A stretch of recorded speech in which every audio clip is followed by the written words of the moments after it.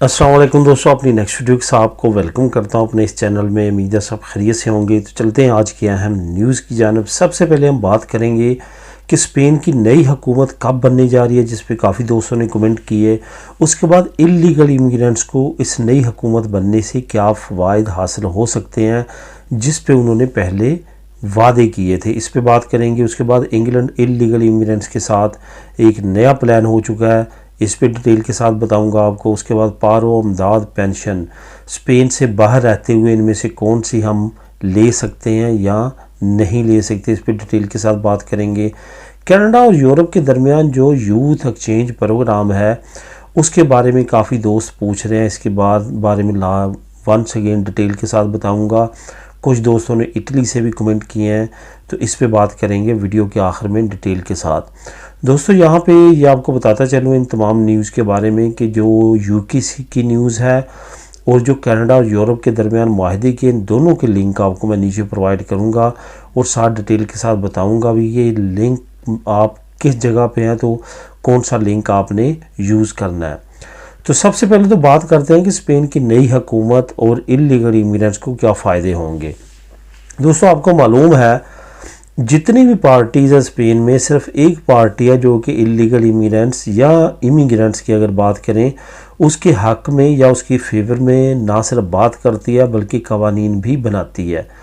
आप अगर पिछले 20-30 साल का रिकॉर्ड निकालें, असल में तो 2000 के बाद जो है वो सही मायनों में इमिग्रेशन का ट्रेंड चला स्पेन में और लोगों को लीगल करने के प्रोसेस की तरफ स्पेन हुकूमत गई।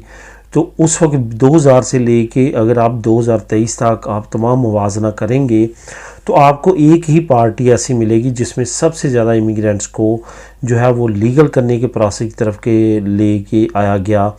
अरेगो सोशल इसी पार्टी ने सबसे पहले शुरू करवाई थी। इसमें कोई शक नहीं है कि इमिग्रेशन भी जो है वो ज़्यादा इन्हीं ने ओपन करवाई हैं और कवानीन में नरमी लेके आए और नए से नए जो है वो कवानीन मुतारफ़ करवाए। इवन अगर आप नेशनलिटी की बात करें तो नेशनलिटी भी जब इनका दौरे हुकूमत आता है तो ज़्यादा ईजी हो जाती है, इतनी स्ट्रिक्ट नहीं रहती जितनी कि दूसरी पार्टी की हुकूमत में रहती है। तो इसका आपको अब पता चल चुका होगा कि इसका नाम है पिसोए। पिसोए जो है वो ओवरऑल इमिग्रेंट्स के हक में ज़्यादा बेहतर पार्टी है कंपेयर टू पेपे या दूसरी जो जमातें हैं उनके। तो यहाँ पे ये बताता चलूँ कि जब इलेक्शन था और इलेक्शन कैंपेन थी तो उस वक्त पेड्रो सांचो ने डायरेक्टली इमिग्रेंट्स और ख़ास तौर पे इलीगल इमिग्रेंट्स पे कोई बात नहीं की, लेकिन जो इनके वज़ीर थे जिनका किसी न किसी तरह तल्लक था इन वजारतों के साथ, उनका ये कहना था कि अगर हम दोबारा हुकूमत में आते हैं तो हम जो इलीगल इमिग्रेंट्स हैं उनको लीगल करने की जो प्रोसेस के मुख्तलिफ हमने प्रोग्राम लॉन्च किए हैं उनको मज़ीद आसान किया जाएगा। जिसमें जो सबसे ज़्यादा बात की गई वो ये की जा रही थी कि इनका इशारा अरेगो फार्मासियन की जानब है, यानी कि अरेगो फार्मासियन में जो कोर्सेज़ हैं जो अभी लोगों को अवेलेबल नहीं है या उनमें मसले मसाइल चल रहे हैं तो उनको मज़ीद आसान किया जाएगा और कोर्सेज़ को लॉन्च किया जाएगा।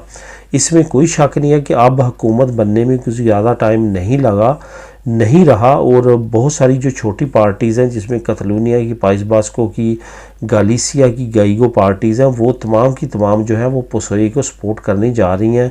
अब हुकूमत जो है वो पसोए की बनती हुई नज़र आ रही है। कब बनती है ये अब प्रेसिडेंट के जो है वो कोर्ट में बॉल है। अब प्रेसिडेंट ने जो है वो मुकर्रर करना है, इन तमाम पार्टीज़ को बुलाना है और इनकी अक्सरियत को देखना है और उसके बाद जो हलफ बर्दारी है वो होनी है, ओथ लेनी है प्रेसिडेंट ने प्राइम मिनिस्टर की और उसके बाद वो प्राइम मिनिस्टर बन जाएंगे।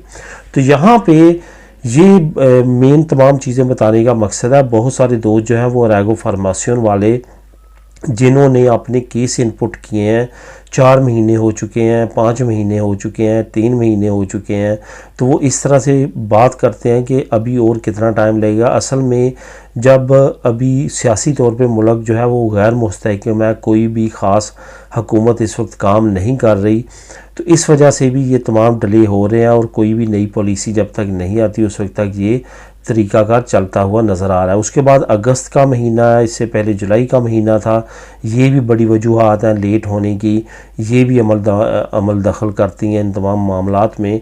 इसी तरह ओथ के जो केसेस हैं वो भी काफ़ी ज़्यादा डिले में है, उसकी बड़ी वजह यही है कि जुलाई और अगस्त के महीने में क्योंकि ज़्यादातर ऑफिस में लेबर काम करने वाले इंतहाई कम हो जाते हैं, इस वजह से भी ये मसला बनता है। तो इस वजह से परेशानी की ओवरऑल कंडीशन या सिचुएशन नहीं है, बहुत अच्छी सिचुएशन है। अगर पेशोई हारती या इनको जो है उस लेवल की सीटें नहीं मिलती कि ये अपनी हुकूमत बना सकते, दूसरी पार्टीज़ के साथ भी ना बना पाते, तो फिर ख़तरे की बात ज़रूर थी। क्योंकि पीपी और वॉक्स ने जो पिछले 6 महीने और 1 साल में बयान दिए हैं इमिग्रेंट्स से अगेंस्ट, और पिसोई को निशाना बनाया कि ये इतनी बड़ी तादाद में लोगों की नेशनलिटी पास कर रहे हैं ताकि वो इनको वोट दें, और इन्होंने नेशनलिटी भी जो है वो मज़ीद रिस्ट्रिक्ट कर देनी थी। और जो ये कह रहे थे कि 15 साल का कानून लेके आएंगे कि 15 साल के बाद ही जो इमिग्रेंट हैं वो स्पेन में लीगल रहने के बाद नेशनलिटी अप्लाई कर सकेंगे। हो सकता था कि वो भी ले आते, लेकिन इनको इतना अल्लाह ने मौका नहीं दिया और इनको पहले से ज़्यादा शिकस्त हुई है। ख़ास तौर पे अगर वॉक्स को देखा जाए तो 19 सीटों से वो हार चुकी है, यानी कि पहले उन्होंने 19 सीटें जो ली थी पिछले वो भी जाती रहीं, और अब वो थर्ड से भी नीची पार्टी नज़र आती आ रही है। तो इस वजह से अब आने वाले वक्त में इंशाल्लाह ताला पिसोई हुकूमत बनाती है तो इमिग्रेंट्स के लिए बहुत अच्छे बेनिफिट्स आने की उम्मीद है। अब दोस्तों बात करते हैं इंग्लैंड इलीगल इमिग्रेंट से रिलेटेड। इलीगल इमिग्रेंट से रिलेटेड जो तमाम डाटा है वो अब हुकूमत ने एक नए प्लान के साथ, जिसको हम ये कह सकते हैं कि ब्रिटिश हुकूमत की ये एक बहुत बड़ी नाकामी भी हो सकती है और चालाकी भी हो सकती है कि उन्होंने ये तरीक़ाकार अपनाते हुए जो है वो ह्यूमन राइट्स ऑर्गेनाइजेशंस को और सिविल सोसाइटी को और ख़ुद इलीगल इमिग्रेंट्स को जो है वो चुकन्ना कर दिया है। असल में इलीगल इमिग्रेंट्स अपना डाटा होम ऑफिस को शेयर करते हुए हर वक्त हिचकिचाते हैं, डरते हैं कि उनका डाटा जो है उनके पास ना चला जाए, और वो डाटा हासिल करने के बाद होम ऑफिस उनको इजीली डिपोर्ट कर सकता है। लेकिन होम ऑफिस ने एक नया तरीकाकार निकाला है, वो ये कि क्योंकि हर इमिग्रेंट ने किसी न किसी वक्त डॉक्टर के पास ज़रूर जाना होता है, तो उन्होंने जो NHA नेशनल हेल्थ डिपार्टमेंट है, हेल्थ अथॉरिटी है UK की, उनसे इलीगल इमिग्रेंट्स का डाटा लेना शुरू कर दिया है, और उस डाटे के मुताबिक इमिग्रेंट्स की जांच पड़ताल और तमाम नंबरिंग और उनकी शनाख्त करना शुरू कर दी है, जो कि एक बहुत बड़ी शॉकिंग न्यूज़ है स्पेशली इलीगल इमिग्रेंट्स के लिए। इसका दोस्तों डिटेल लिंक आपको मैं नीचे प्रोवाइड कर देता हूँ, आप उसको क्लिक करके ख़ुद भी रीड कर सकेंगे। अब बात करते हैं पारो अमदाद पेंशन स्पेन से बाहर आप कौन सी ले सकते हैं। इनमें से एक चीज़ दोस्तों आपने जहन में रखनी है कि हुकूमत किन चीज़ों को लेने के लिए जो है वो सख्ती करती है कि आप मुल्क के अंदर रहें, और किन चीज़ों को लेने के लिए वो सख्ती नहीं करती कि आप कहीं भी रहें तो ले सकते हैं। असल में उन चीज़ों के पे वो सख्ती करती है जिसमें आपको वो वक्ती तौर पे एक सहूलत प्रोवाइड कर रही होती है मुतबादल के तौर पे, लेकिन आपका मेन टारगेट यही होता है कि आपने काम की तलाश करनी है और काम करना है। इस सूरत में आप मुल्क को नहीं छोड़ सकते। फॉर एग्ज़ाम्पल पारो आपको इस शर्त में मिलती है कि आप काम तलाश कर रहे हैं, इस वजह से आपको ये इमदाद के तौर पे मिल रही है। पारो बेरोज़गारी अलाउंस मिल रहा है, जब आपको काम मिल जाएगा आप दोबारा काम पे चले जाएंगे तो ये आपको पारो जो है आपकी ख़त्म हो जाएगी। तो आप इस एग्रीमेंट पे पारो ले रहे होते हैं, पारो आपकी ख़त्म हो जाती है, फिर आप अमदाद लेते हैं। तो अमदाद में भी यही आपकी शर्त होती है कि आप पारो आपकी ख़त्म हो चुकी है, अब आपकी अमदाद लग चुकी है, आपको काम नहीं मिल रहा लेकिन आप काम तलाश कर रहे हैं, तो आपको जब तक काम नहीं मिलता आपको अमदाद दी जाती है 400-500 यूरो जितना मिलता है। अब यहाँ पे सिचुएशन आती है पेंशन की। पेंशन क्योंकि अब आपने काम की तलाश तो नहीं करनी, ये तो आपको ओल्ड एज बेनिफिट के तौर पे जो आपने सारी ज़िंदगी काम किया उसके बेनिफिट लेने का टाइम है। इसमें आपने काम तो करना नहीं है, तो इसमें वो शर्त ख़त्म हो जाती है कि आप काम की तलाश कर रहे हैं। इस वजह से अब आपने पॉइंट समझना है कि पेंशन आप दुनिया के किसी मुल्क में भी रहते हुए अपना बैंक अकाउंट दे के वहाँ पे आपकी ट्रांसफ़र हो जाएगी, आप उसको इस्तेमाल कर सकते हैं, वो आपका 100% राइट है। लेकिन पारो अमदाद ये आपको आप मुल्क के अंदर रहने पे पाबंद कर दिया, क्योंकि आप काम की तलाश कर रहे हैं, इसलिए आपको ये इमदाद मिल रही है या पारों मिल रही है। उम्मीद है कि आप ये पॉइंट को समझ चुके होंगे। पेंशन आप कहीं भी ले सकते हैं, पाकिस्तान के हैं पाकिस्तान में ले सकते हैं, इंडिया के हैं इंडिया में ले सकते हैं, सिर्फ आपने अपना बैंक अकाउंट देना है। यहाँ पे मैं आपको एग्जांपल दूंगा कि यहाँ पे हज़ारों ब्रिटिश लोग, बूढ़े लोग ऐसे हैं जो कि बीच एरिया में, अगर आप वहाँ से अंदलूसिया से चलें और फ़्रांस के तमाम बॉर्डर पे जो बीच एरिया है, यहाँ पे बहुत बड़ी कम्युनिटी, ब्रिटिश कम्युनिटी रहती है और ज़्यादातर ओल्ड लोग हैं जो कि अपने मुल्क की ठंड बर्दाश्त नहीं कर सकते। इस वजह से उन्होंने स्पेन में आके प्रॉपर्टीज़ ख़रीदी और यहाँ पे रहे, और वो तमाम के तमाम अक्सरियत में पेंशनरी हैं। उनकी पेंशन जो है वो यूके से उनके बैंक अकाउंट्स में स्पेन में आती है और यहाँ पे रह के वो अपनी पेंशन को खर्च करते हैं। इसी तरह आप अगर जिस कंट्री में भी हैं, पेंशन आपकी लग जाती है, तो आप वहाँ पे जाके जो है वो रह सकते हैं, उसको इस्तेमाल कर सकते हैं। कुछ साल के बाद रिन्यू करवाने के लिए, अपनी हाज़िरी लगवाने के लिए एक कानूनी होता है अमल, वो आपने करने के लिए आना होता है ताकि आप शो करा सकें कि आप ज़िंदा हैं।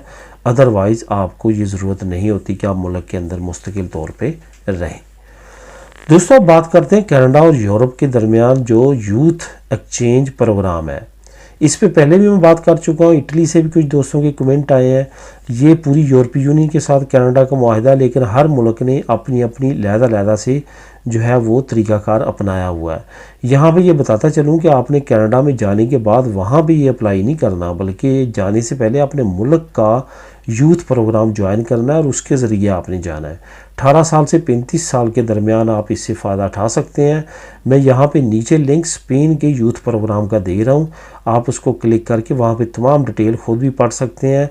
बेशक वो जो वेबसाइट जो मैं आपके साथ शेयर कर रहा हूँ वो स्पेन गवर्नमेंट की वेबसाइट है, लेकिन वहाँ पे आपको इंग्लिश लैंग्वेज मिल जाएगी। जो मैंने नीचे लिंक आप लोगों के साथ शेयर किया वो इंग्लिश में है, ताकि आपको सही तौर पे समझ आए। तो उसको क्लिक करें और आप उसकी तमाम इन्फॉर्मेशन वहाँ पे जाके ले सकते हैं। जो दोस्त इटली से हैं वो अपनी इटली की जो वहाँ की हुकूमती वेबसाइट है वहाँ से जाके आप ये ज्वाइन कर सकते हैं, और उसके बाद ही कनाडा में जाके आपको इसका बेनिफिट मिलेगा। वरना कनाडा में जाने के बाद आप वहाँ पे जाके एज आ इटालियन, एज आ स्पेनिश फ़ायदा नहीं ले सकेंगे। मिलेंगे नेक्स्ट वीडियो में नई अपडेट्स के साथ। अल्लाह हाफिज़।